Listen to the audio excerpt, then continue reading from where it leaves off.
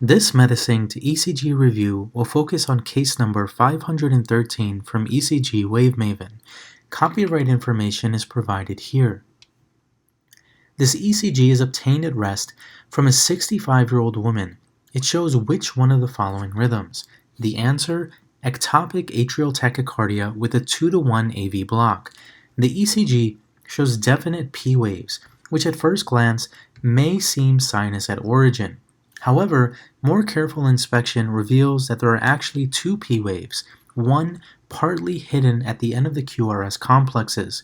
The atrial rate is regular at 160 beats per minute, too fast for resting sinus tachycardia in a person of this age, but fully consistent with ectopic atrial tachycardia.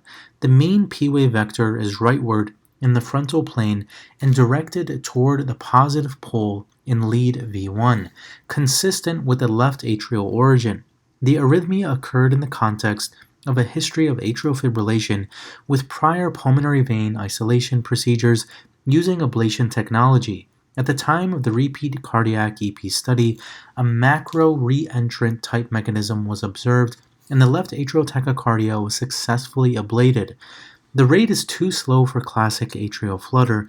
Moreover, typical counterclockwise atrial flutter is usually associated with negative atrial waves in lead 2 and positive ones in lead V1. Clockwise atrial flutter usually presents with the opposite. Here the P waves are positive in both leads V1 and in lead 2.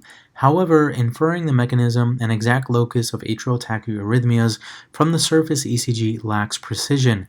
Thus, intra-atrial verification prior to interventional therapy is needed.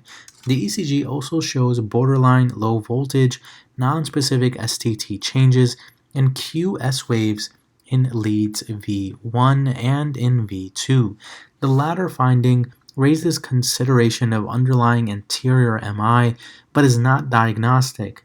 Note also that the P wave superimposed on the end of the QRS gives a pseudo intraventricular conduction delay pattern.